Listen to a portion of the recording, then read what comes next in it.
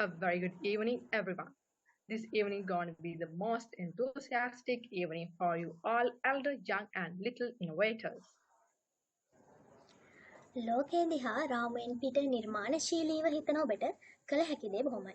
බොහෝ නවනිපැයම්කරුවන්ගේ මූලාරම්භය වෙන්නේ ඔවුන්ගේ මේ තිබෙන අපූර්ව සිතීමේ හැකියාව. නමුත් සිතූ පමණින්ම නවනිපැයම් බිහි වෙන්නේ නෑ නේද වින්දයා?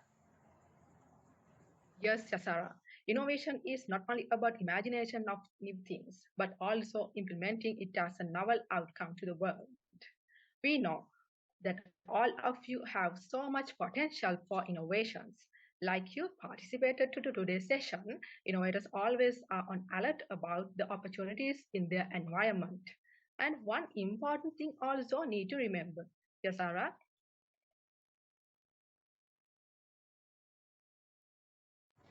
ඉතින් මේ හුදෙක්ම නවනිපැයුම් පිළිබඳ දැනුම ලබා දීමේ වැඩසටහනක් පමණක්ම නෙවෙයි. InoVitroz අපි ඔයාලගේ නව නිර්මාණ එළිදක්වන්න වටිනා ත්‍යාග දිනා ගන්න තරගයකුත් සූදානම් කරලා තියෙනවා. තරගය ගැන සියලුම විස්තර මේ වැඩසටහන අවසානයේදී අපි පැහැදිලි කරන නිසා අවසානයේ දක්වාම ඔයාලා අපිත් එක්ක රැඳී ඉඳී කියලා අපි බලාපොරොත්තු වෙනවා. Today, the Rotaract Club of Uva Wellassa University-Badulla has come up with a valuable session, InoVitroz, to all of you. InoVitroz promises to be a remarkable session focusing on all types of innovators who are willing to know about innovations, how to take your new idea to the implementation, what are the challenges you will meet through the process, and how to overcome from those for the success, and also the career opportunities you will gain from innovations. If there is a motivation, no doubt, you can do anything. I'm sure this session will be the turning point of view with the great support of our guest speaker who is going to add color to our session with his valuable participation. Innovators never give up on their hope. Keep in touch till the end of the session to gain more knowledge and guidance from our special guest speaker. He is the owner of huge variety of companies as a young reputed Sri Lankan innovator. He is Mr. J.M. Lahiruka with the Executive Director, CEO at Lahiru Group of Companies Private Limited. If you are looking at the world with your kind eye, no doubts you will be rewarded. This young and special inventor is an award-winning inventor in national and international levels. He was awarded as Best International Inventor in 2017.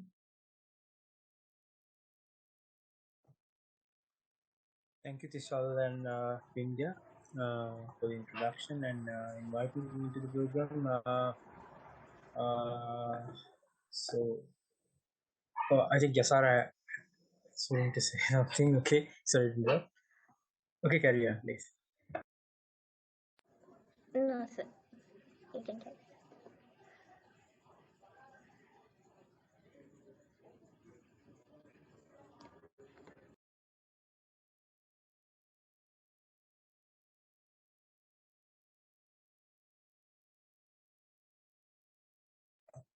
I hope everyone can see my screen right.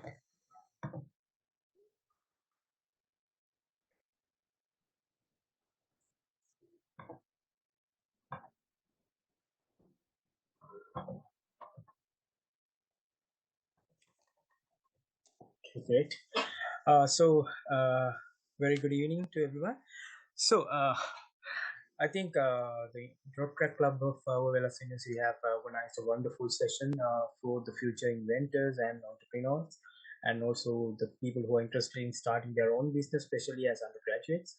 I think this era of your life, like 20 to 25 years old, it is the golden era of your life where you can make significantly impactful decisions in your life, like what you want to become in the future, and I just want to become an employee of a company, or if you want to become the owner of the company, those kind of things. So it is very important time of your life to make the decisions.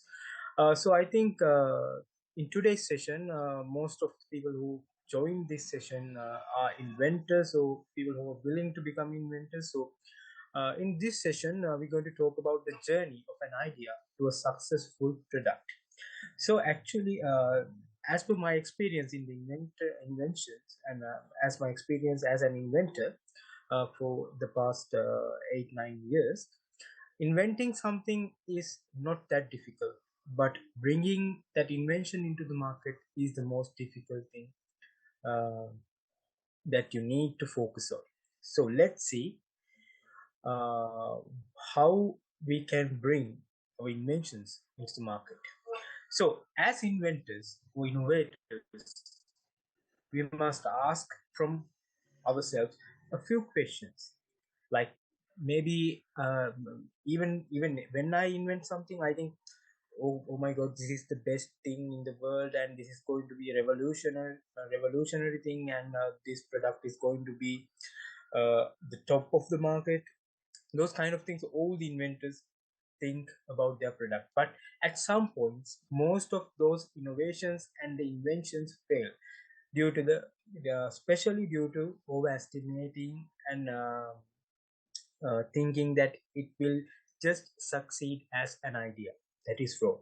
So as an inventor, the first thing, as soon as you get the idea, what you have to do is to ask these 6 questions from yourself. Is my product novel? The first question is my product novel? So how can you check that whether your product is novel? So novelty means like it should be very unique comparing to the all other existing products. Like if you invent the bulb again, that is not necessary, right? Inventing something already existing is waste of resources and your time and everyone's time. So you have to ask the question, is my product novel? So coming to the novelty, the most important thing that we have to consider is patent rights. So patent rights, before you apply for the patent, the first step of patenting process is you have to check whether this already exists or not. So there are few platforms which you can use to check that. First, the most popular one, Google Patents. You can just search in Google Patents. Since this is a very short session, I'm not going to explain how to do the patent search thing. But if we have enough time, I will show how to run a patent search as well. So Google Patent is the most popular one, and you can also check US patents, and also you can check WIPO patent scope, which is World Invention. World Intellectual Property Organization in Geneva.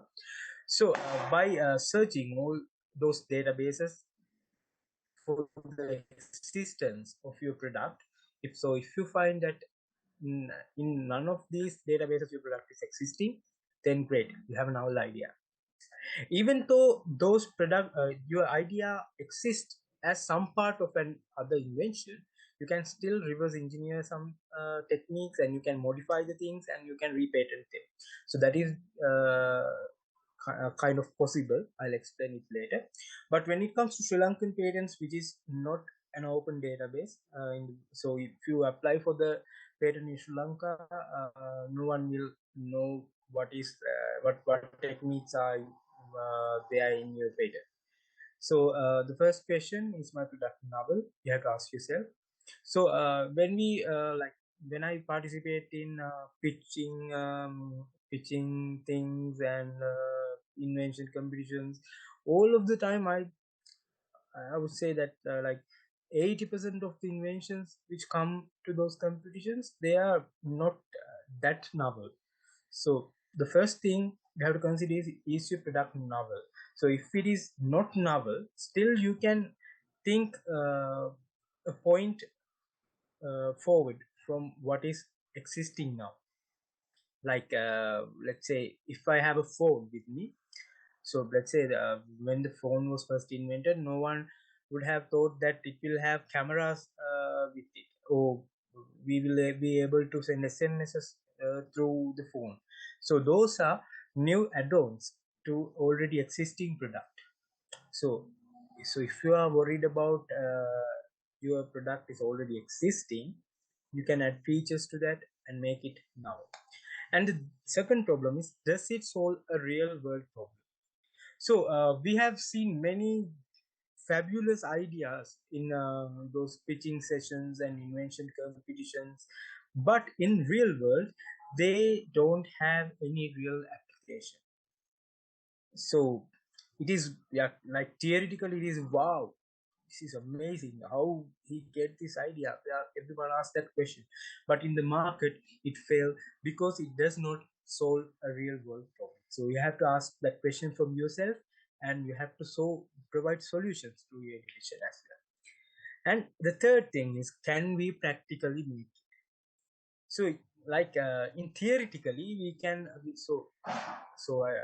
for an example, we can say theoretically it is possible to time travel by using, like, let's say, for an example, if we can reach the speed of light, we can time travel, we can say it. But can we practically reach the speed of light? So there is a problem. So when it comes to an innovation, you have to ask yourself, can we practically make it? Otherwise you are wasting your time and resources as well. And the fourth question you have to ask is, can practically reach the market? So if your product require 10 kilos of gold to produce and depending on what problem it is solving, like you can use 10 kilos of gold to make a broom to sweep. So can it practically reach the market? No, no one will buy it due to its expensive nature. So that is the fourth question that you have to ask. And the fifth question is, what will be the drawbacks of your invention? I'm not going to explain it. You can ask it just from yourself. And the sixth question is, will the people accept this solution? So some solutions are like there are cultural influence, there are national influence, there are language barriers for some products. So you have to consider those things as well. So what is an innovation? What is an invention? So as I have already told you, innovation refers to, so I'll read the definition as it is. Innovation refers to the process of creating something new or improving on something that already exists. So that is the basic difference between an invention and innovation.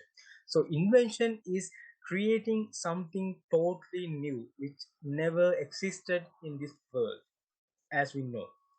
And innovation is improving on something that already exists in a way that adds value is very important when it comes to invention or innovation. You may say that this invention or innovation is very important in a pitch or in a competition, like you can theoretically explain everything, this is the greatest innovation you will ever see, likewise.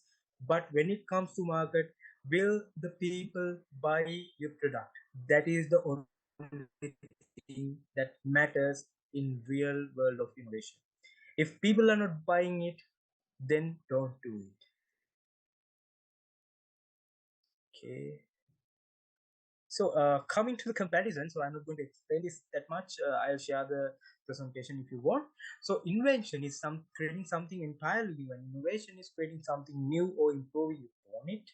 And invention involves in like scientific discoveries, especially the breakthrough technologies, and innovation is like developing that technology a step ahead. So I'll share the slide with you so you can read it through. So I don't need to explain it. And there are actually three types of innovators as I experience. Some innovators are born innovators. Like, so I'll explain what is the difference between the born innovators and accidental innovators so you can identify yourself. So the born innovators, they always think about innovation. Like when they sleep, they get like crazy ideas on their head, and sometimes it can be really disturbing to themselves. But the born innovators, they can like give quick solutions to the problems. They are very creative, and I think according to the research, it is associated with the structure of the brain as well. So they have more of the creative ingredients on their brain.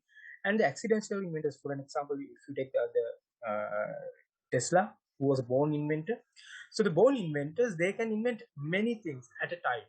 So they will have a range of products behind their name invented many things during their lifetimes. But the accidental inventors, they accidentally invent things during a scientific research or another product development of those kind of during those kind of things.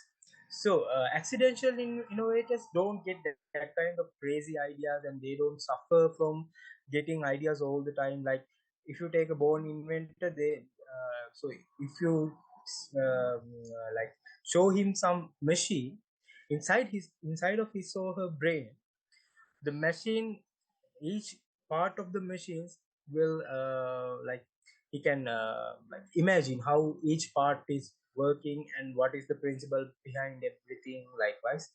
So it is like really disturbing for them. And there are another type of inventors which is forced inventors. So this is flight 751. If you haven't heard of it, you can search on Google. So those people were stuck in Andes mountain range, as I can remember, for 73 days. So they were unable to reach any rescue mission or reach any place where uh, they can find food or anything.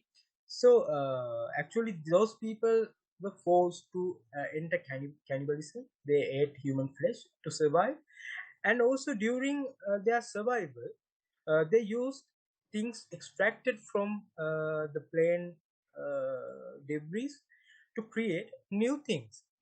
So they extracted heat isolation from the plane's body to create sleeping bags, and also they extracted glass from the pilot's windscreen to create sunlights to prevent the snow blindness. So during a conflict or during a difficult time, it is a human nature that every one of us become an inventor.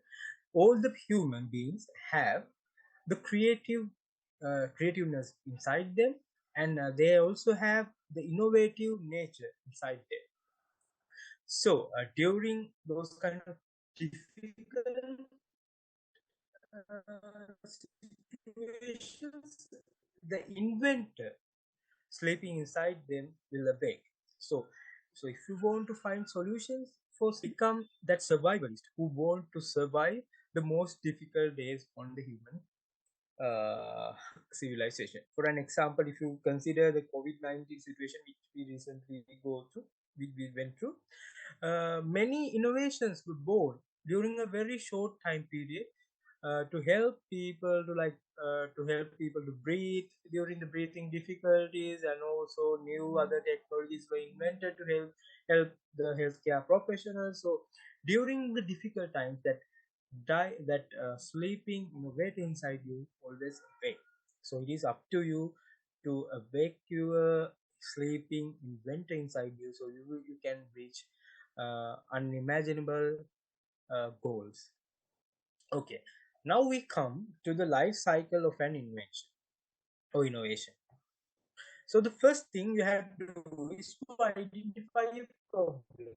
So an innovation or invention always should be a solution for an existing problem. Even when you come to the patenting process, in the patenting document also, they ask the question, what kind of problem that this invention is solving. Otherwise, there is no commercial value in your innovation. So first, you have to identify a problem. And in the business world, a problem is always an opportunity for you to create a business that can make money. So you have to ask a question from yourself again: can solving this problem develop a business? So from that identified problem, so then you can do brainstorming, and you can do some googling, and now we have a support of AI chatbots, and using all those resources, you can generate an idea, an idea which can solve that problem. So the next step is creating an idea. Then we come to background research. In the background research, of an innovation, we are asking the questions: what are the current solutions which are available? So let's say, for an example, let's take an example. Mm, what we can take? Okay, let's say that.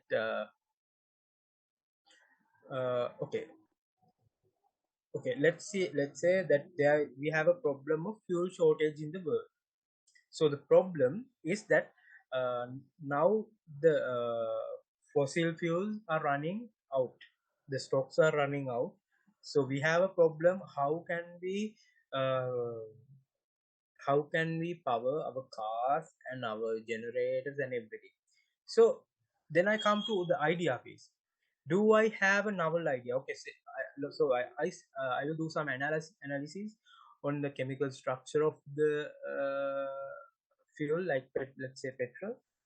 So then I can develop a petrol alternative, maybe from let's say plant extracts. So I have a novel idea. So I'm going to extract some juices from plant A, which will convert through a novel process into petrol. So I have idea now. Then I do the background research. So I'm going to search that whether this plant is already being used to create petrol, or is there any plant extract used to create petrol. Those kind. I can search on Google or any other search engine regarding that question. So by doing that, I can ensure that my idea is, and I can also use the patent searching platforms as well. And then I'm again going to do the background research. I will extract that thing and I will convert it into the petrol alternative. And then what I'm going to do is I'll just light it and see whether it is lighting up. And then we can do life cycle analysis of the product and eco-toxicity score, those kind of things. So there are engineering parts required before releasing a product into the market. So by doing that, I am solving the problem. Can it solve the problem? So now I have idea. Yes, this product is novel and this product can be used in petrol engines as an alternative. Then we are coming to the drafting stage. How to design my product in practical level. So I have an extract of plant which can be used as a petrol alternative. And how can I develop this into a business? Like in a commercial scale, can we extract that much of petrol from a limited space of a limited amount of plants in the world? So there is a problem with that. So in the drafting stage, we go through that problem: how to design my product in practical level. So next we come to the prototyping phase. So earlier what we did was just lighting up the petrol and testing whether it is lighting. Now in this phase we are going to create the exact product, the exact extract of the petrol alternative which will be used. Like so for the prototyping I will use another example. So if you have an idea to create a machine, uh, so in the early stages it will just be an idea, like it only exists on papers or reports or whatever. But in the prototyping phase you have to create it practically. It does not require to be in the exact physical size, but you can create a smaller prototype and test whether your theory is working in the practical level. And then we can run some lab tests to ensure that it is working. And before releasing a product we have the beta testing phase. So people always matters. The people's opinion in the market is what matters, the most important thing which matters in the sales. So in the beta testing phase, we will create some samples of maybe devices or materials or product or service or whatever. So we will create some samples and we will distribute it to at least for 50 people. So to become to get a statistically significant result, we need at least 30 samples. We will create like 50. Sorry, my cat is interrupting. Okay. So to get So we are in the beta testing phase, and to get significant results, we will create like 50 or more samples, and we will distribute it maybe to your friends or your relatives or anyone, and you will get a feedback from them what you felt about the product. And depending on their opinions, like if they say, like if you take a material, if they say I don't like this color, or I don't like how it feels, like you can do a product utilization afterwards to improve what they asked. Like you can improve the color, you can improve the texture and everything, so you can get a perfect product out of your innovation. And after creating the perfect innovation, you can now create a product. So the product is what we sell in the market. So so for an example, you have to consider every single detail of a product. Like if we take a computer motherboard, you can install like 10 heat sinks everywhere to control the temperature, and it will run very smoothly because it does not like change the temperatures on the motherboard. But when it comes to manufacturing, if you use 10 heat sinks instead of using the essential ones, the production cost will increase. So when the production cost increase, you have to sell your product for a higher price. So when the price is high for your product, and when there are alternatives which can be brought for a cheaper price, in a price sensitive market, the people will go for the cheaper products always. So you have to consider that part as well. So if you are an innovator, I think it is better if you can get at least some rough idea about economics, how the markets work, and how people think. Those kind of things are very important in marketing and economics as well. So you have the innovation now. Then the first thing you have to do is to ensure that you have the intellectual property rights. So you have to consider filing your patent document. So this like a long process which I'm not going to explain due to limited time. Then again, you can get user feedback for your product. After getting the patent, you can release like a small quantity of product to the market and get user feedback how it feels like after the beta testing phase also you have to do some improvement. So now you have a final product, you can get user feedback, and again if you need any improvement, you have to go through that before releasing the product officially to the market. So now we have the market ready product which is fully optimized, and now you can go to the fundraising process. So it is known as pre-seeding. So if you need money, there are many ways you can get money to get your business into running level. I will explain it in the next slides. Then we can go to business establishments. So as I have told you, for the preceding phase, like to raise money, we have to do something called pitching product and introducing a business into the people, the rich people actually, who are willing to give you money. Maybe they will get a return from your profit, or maybe they will get a part from your company. So what we do there is we introduce our product through a pitch presentation to investors. So these are some brief tips uh, I would like to give you when you want to pitch your idea. So always start pitching with a problem. Like for an example, yesterday we had a pitching program. I think our head of biotech, Ms. Bhagya, pitched her idea of creating a sanitary napkin disposal machine. So taking that example, what is the problem that we are facing? What is the problem that we are solving with this innovation was that when it comes to sanitary napkin, usually it is disposed by burning, which will release a significant amount of carcinogenic chemicals, gases to the nature, and also it will also cause bio. And then in the second slide, we introduce our solution. So always start with the problem. So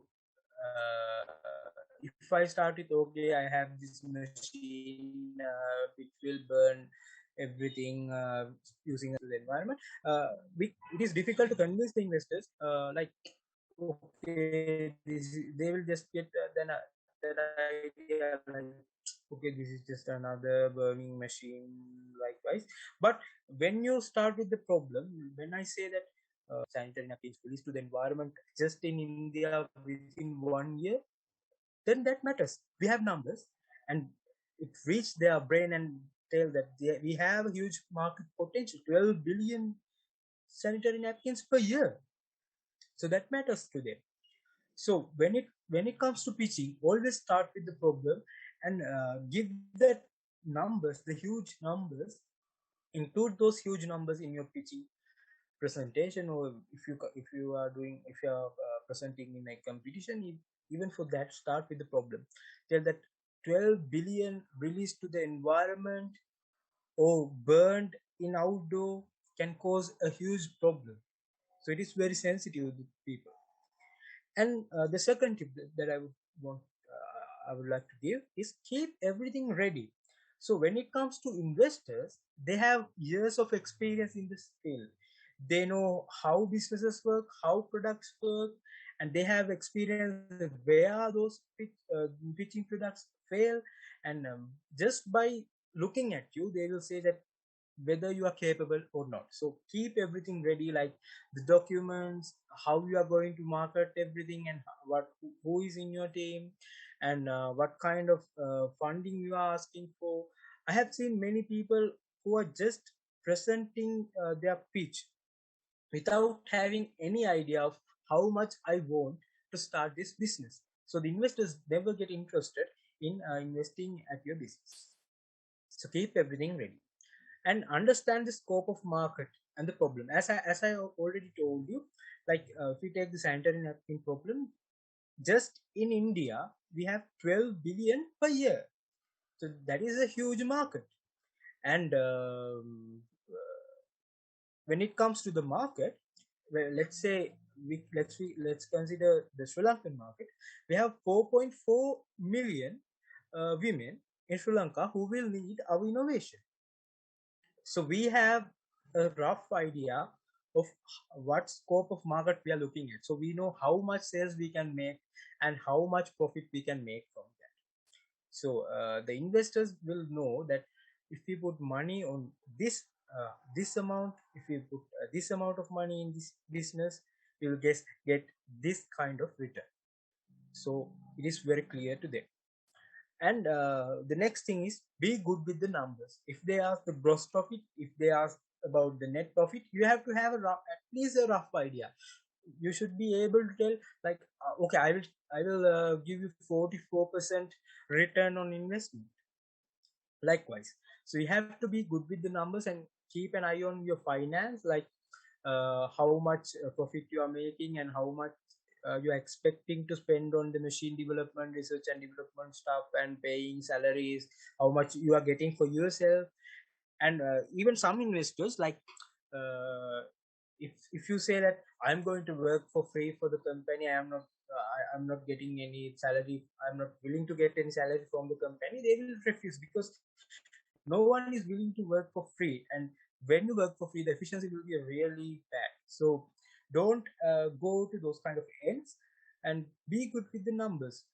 You go through the business and know all the expenditures, and what can you make out of that, and everything you have to be good with. And fortify your business structure. Like, you have to get a very good team inside your company. Like, if so, I am the CEO of a company, but I'm not doing the finances, and I'm not doing the operations, I'm not doing the marketing. If a single person is doing everything, the investors will get a problem. Is it possible for him to do all these things? Like, it's a really big like really broad area of knowledge required to do all those things. Is it possible? They will say no. So you can't do everything by yourself. So we can't invest on you. Those kind of things. And also educate yourself. You have, when it comes to product development, you have to know at least the basics of like if you are inventing a medical device, you have to have the basic knowledge of science, medicine, and everything. Otherwise, even though you think that your problem is suitable to be established as a solution, it sometimes it may fail because you didn't have the knowledge on how it works and how the application works. And now we have a great opportunity. I have included some chat GPT examples here. So earlier, when we wanted to test something, we have to make prototype for every single sample and test. So I have a biotech company, Live Biotech. So we develop tissue culture media. So here I have included two examples how we can use chat GPT or any AI text AI supporting thing to get help to simplify the prototype testing phase.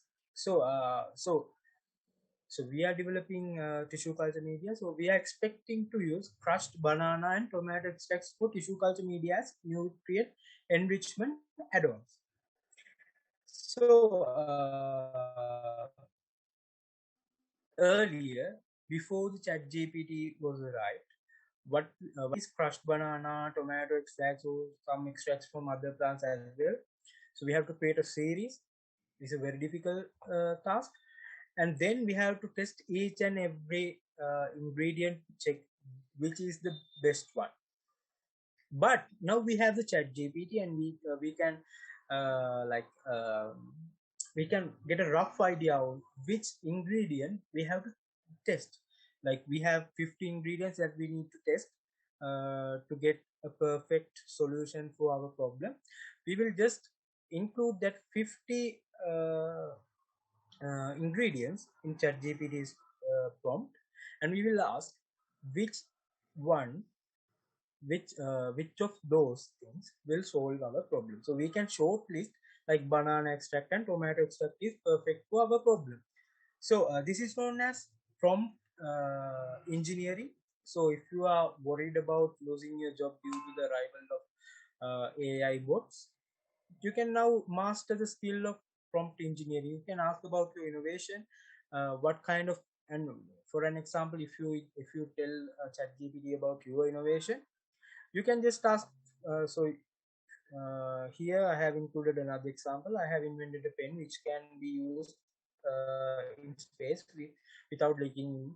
Is it a novel idea? I asked that problem. So it say that no, your idea is not novel. So if you want to check whether your product is novel, earlier what we had to do was to go to WIPO and Google patent search and search everywhere, but still we would fail in the final outcome. So now it is very simple. You just send that idea into ChatGPT. You just type everything you know about your idea, and you will get an outcome whether your result is novel or not, and also whether it is practical or not.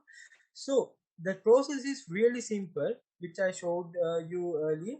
So all majority of those stages can be acquired by inputting your problems into ChatGPT. So invention, creative creative approaches, everything is simplified just after the arrival of ChatGPT. Okay, I think there are Sinhala, so I'll again go through everything in Sinhala as well to help them. Okay, before going to that, I will roughly explain everything in Sinhala so others please don't leave. ඉතින් නවනිපැවමක් කරනවා කිව්වාම ඇත්තටම නිර්මාණකරණය කරන එක ගොඩක් ලේසි. අලුත් අදහසක් ගන්නවා කියන එක ඇත්තටම ලේසි. හැබැයි ඒක මාකට් එකට ගේනවා කියන එක පට්ටම අමාරු වැඩක්. ඒ කියන්නේ නිර්මාණයක් ඔයගොල්ලෝ නවනිපැවමක් කරන්න ඒක මාස 3කින් 4කින් ඔයගොල්ලන්ට කරලා ප්‍රොටෝටයිප් එකක් හදා ගන්න පුළුවන්. හැබැයි ඒක අපි කෙලින්ම මාකට් එකට ගේනවා කියන වැඩේ අවුරුදු 3-4ක් අඩුම ගානේ වැන්න එක මගේ එක්ස්පීරියන්ස් එක හැටියට. ඉතින් ඔයා මුලින්ම ඉන්වෙන්ෂන් එකක් කරොත් එහෙම ඉන්වෙන්ෂන් එක කරපු ගමන් මුලින්ම බලන්න ඕනේ දේ තමයි මේක දැනට තියෙන දෙයක්ද නැත්නම් මම අලුත් දෙයක්ද ඇත්තටම අදලා තියෙන්නේ කියන එක. ඉතින් ඒකට අපිට පුළුවන් පේටන්ට් සර්ච් කරන මොකක් හරි වැඩසටහනකට කියලා එක සර්ච් කරන්න මම කලින් එක්ස්ප්ලেইন කරා වගේ. ඊට පස්සේ දෙවෙනි එක තමයි ඔයගොල්ලෝ අහන්නේ මේකෙන් ඇත්තටම සොලියුෂන් එකක් එනවද කියන එක. ඒ කියන්නේ දැන් ඕගොල්ලොන්ට පුළුවන් මොකක් හරි අලුත් දෙයක් මම සුපිරි දෙයක් හදුවා කියලා හිතාගෙන හැබැයි ඒකෙන් ඇත්තටම මිනිස්සුන්ට ප්‍රශ්නයක් විසඳෙන්නේ නැත්නම් ඒක වැඩක් නැහැ. මිනිස්සු මේක අන්තිමට මාකට් එකේදී මිලදී ගන්නවා කියන එක තමයි ඇත්තටම වැදගත් වෙන දේ වෙන්නේ. තුන්වෙනි එක තමයි ඔක ඇත්තටම ප්‍රායෝගිකව මේක නිෂ්පාදනය කරන්න පුළුවන් කියලා බලන්න. ඊට පස්සේ මේක මාකට් එකට විකුණ ගන්න පුළුවන් වෙද කියලා බලන්න. ඒ වගේම මේකෙන් මොනවද එන්න නරක ප්‍රතිඵල තියෙනවද කියලා බලන්න ඕනේ. ඒ වගේම මිනිස්සු මේක ඇක්සෙප්ට් කරන සොලියුෂන් නැද්ද කියලා බලන්න ඕනේ. ඉතින් ඉන්වෙන්ෂන්ස් and innovation කියලා දෙකක් තියෙනවා.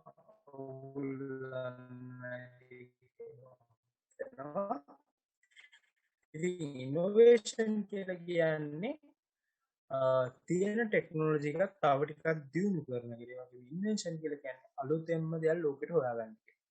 ඉතින් ඉන්වෙන්ටර්ස් ගත්තාම වර්ග තුනක් ඉන්නවා. එක දෙකින් ඉන්වෙන්ෂන් එකක් කරපත් වෙනවා. ඒ වගේම ඉතාමත් දුෂ්කර අවස්ථාවල දැන් මේ ෆ්ලයිට් 751 කියන එකේදී දවස් 73ක් මේගොල්ලෝ අයිසොලේට් වෙලා හිටියා කිසිම සපෝට් එකක් නැතුව ඇන්ඩිස් කඳුවල.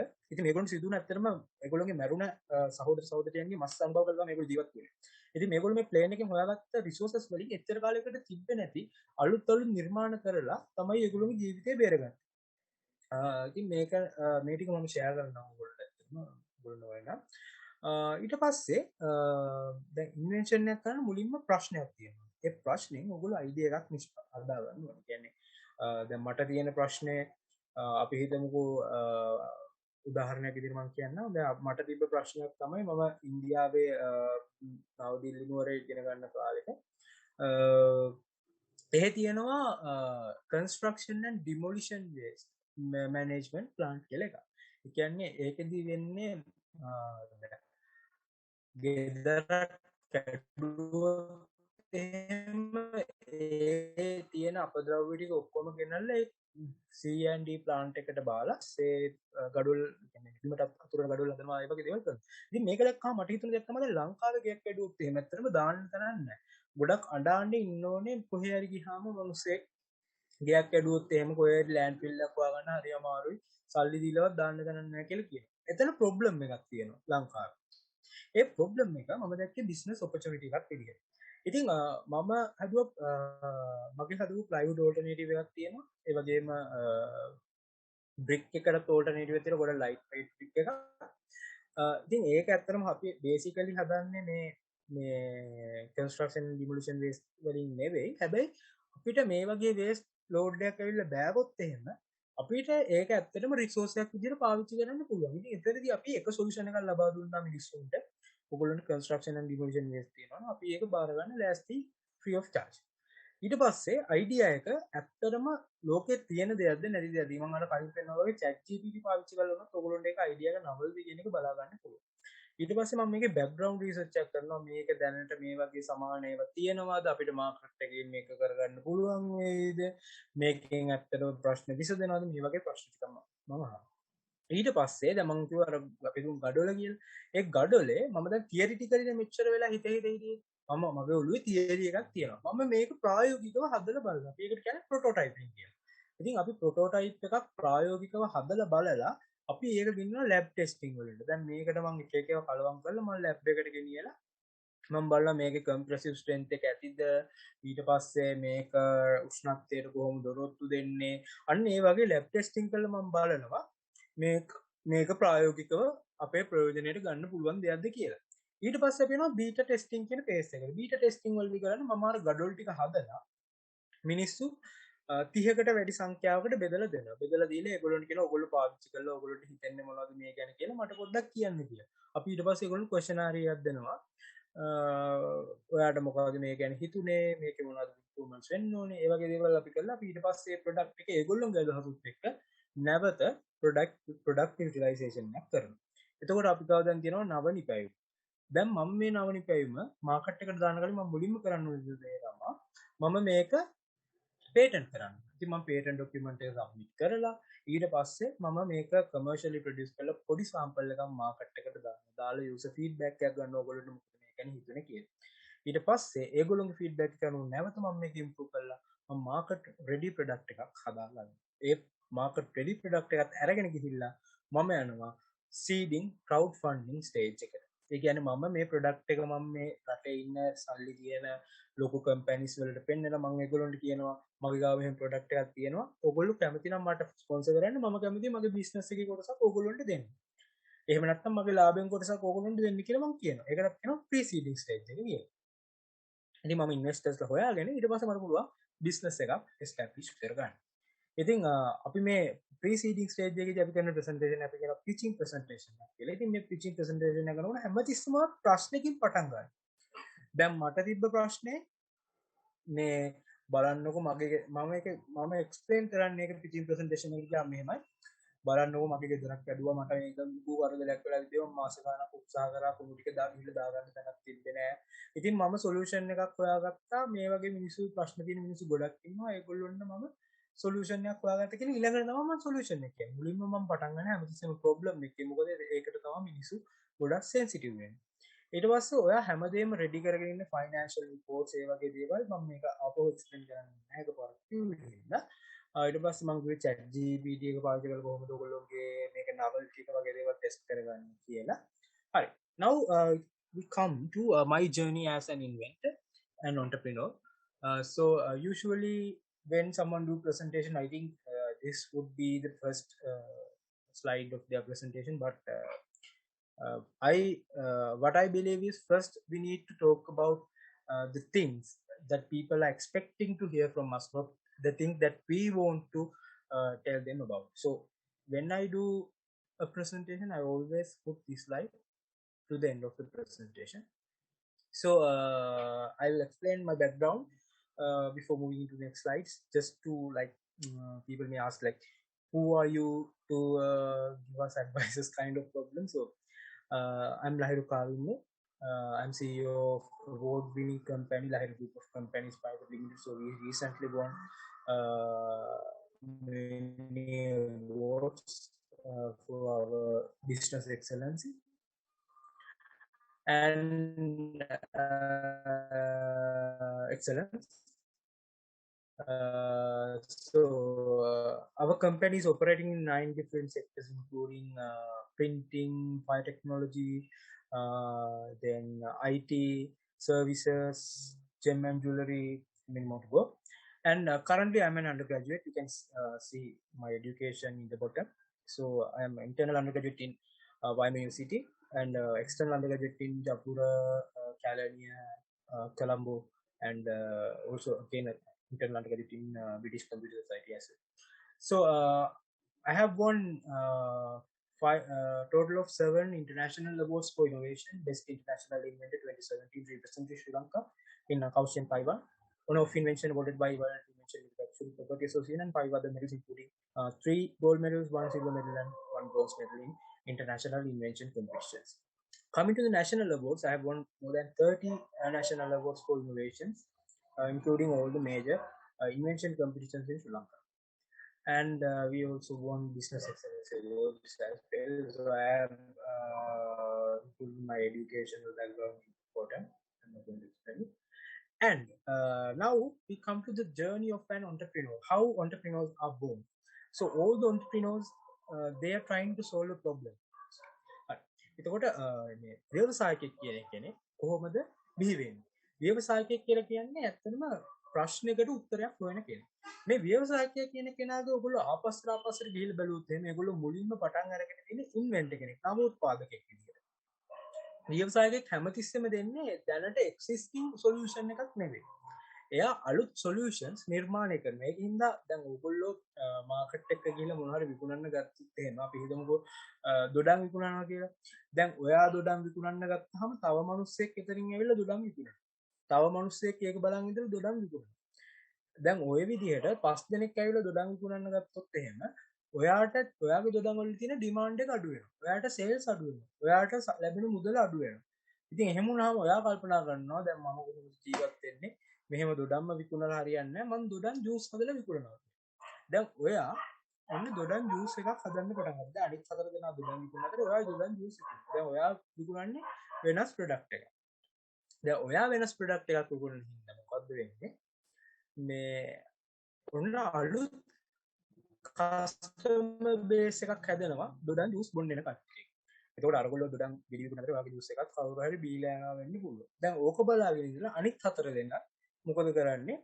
දොඩම් ජූස් එක හදන්න පටන් ගන්නවා. දැන් ඔයාට ආයෙත් සේල්ස් අඩු වෙනවා. එතකොට ඔයා මොකද කරන්නේ? ඔයා ආයෙ පාරක් කල්පනා කරලා ඔන්න ඔයා දැන් කරනවා ඔයා දොඩම් ජූස් එක හදලා ඒක ටින් කරලා විකුණන ව්‍යාපාරයක් ඔයා ඉතුරු කරගත්ත මුදල් වලින් පටන් ගන්නවා. හැබැයි අර 4 දෙනාට ෆයිනෑන්ෂියල් රිසෝසස් හෝ ඉන්ටෙලෙක්චුවල් ප්‍රොපර්ටි රිසෝසස් නැහැ. කියන්නේ ඒගොල්ලන්ට දැනුමක් නැහැ, මූල්‍යමය හැකියාවක් නැහැ. ඔයා පටන් ගත්ත ව්‍යාපාර පටන් ගන්න. එතකොට අරගොල්ලොන්ට වත් එක්ක කම්පිටිෂන් එක කරන්න බැරි හින්දා ඔයාට මොන පොඩි එකක් හදාගන්න පුළුවන්. එතකොට ඔයා දැන් සුපර් මාකට් වලට දානවා ඔයාගේ බීම එක ගිහිල්ලා. හැබැයි අරගොල්ලොන්ට දිගින් දිගටම අර මේ කෝපෙට දොඩම් හදාද ඉන්න වෙනවා. ඒගොල්ලොත් ඒ විදිහට ප්ලෑන් කරේ නැහැ. ඉතින් එතනදි තමයි මේ ඔන්ටර්ප්‍රිනර් කෙනෙක් ව්‍යවසායකයෙක් කියන කෙනෙක් බිහි වෙන්නේ. ඒකට එයා එතනදි කරේ මොකද්ද? නවෝත්පාදනය. අලුත් දෙයක්. මාකට් එකේ එක්සිස්ටිං ප්‍රොඩක්ට් එකක් නෙවෙයි අලුත් දෙයක් කරේ. ඉතින් අලුත් දෙයක් කරාම ඇත්තටම මාකට් එකට මුලින්ම එන්ටර් වෙන්න ටිකක් අමාරුයි. හැබැයි ඒකට එන්ටර් වෙලා ඒකට කස්ටමර් බේස් එක හැදුනට පස්සේ අනිත් කට්ටියත් එක්ක කම්පීට් කරන එක ගොඩක් ලේසි. ඉතින් මුලින්ම ඔයා ඉන්වෙන්ටර් කෙනෙක් වෙනවා. ඔයා නවෝත්පාදකෙක් වෙනවා. ඊට පස්සේ ඔයා සයන්ටිස්ට් කෙනෙක් හරි ඉංජිනේර් කෙනෙක් හරි වෙනවා. ඒ කියන්නේ ඉන්වෙන්ටර්ට තියෙන අයිඩියා එකක් විතරයි.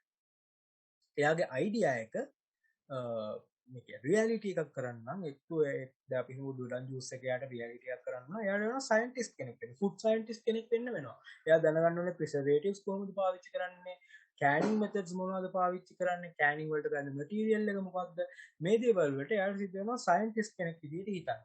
ඒතකොට ඉන්වෙන්ටර් එයාට තිබ්බ ඔළුවේ තිබ්බ බීම එක ටින් කරන අදහසක් තිබ්බ ඉන්වෙන්ටර් එයාට තිබ්බේ නැහැ නොලෙජ් එක. එතකොට සයන්ටිස්ට් කෙනෙක් වෙලා එයා නොලෙජ් එක ඇක්වයර් කරගෙන එයා දුන්නා කොහොමද ඒක හදන්නේ කියලා. ඊට පස්සේ එයා එයාගේ ප්‍රොඩක්ට් එක කම්පිටිෂන් එකකට එහෙම නැත්නම් ඉනෝවේෂන් එකක් ප්‍රසන්ට් කරන තැනකට ගියේ. එතකොට එයා ආපහු ඉනෝවේෂන් ප්‍රසන්ට් කෙනෙක් වෙනවා. එතකොට ඒ ස්කිල් සෙට් එකක් ඔයාලට තියෙනවා. කියන්නේ මිනිස්සු දැක්කම බය හිතෙන්න බෑ.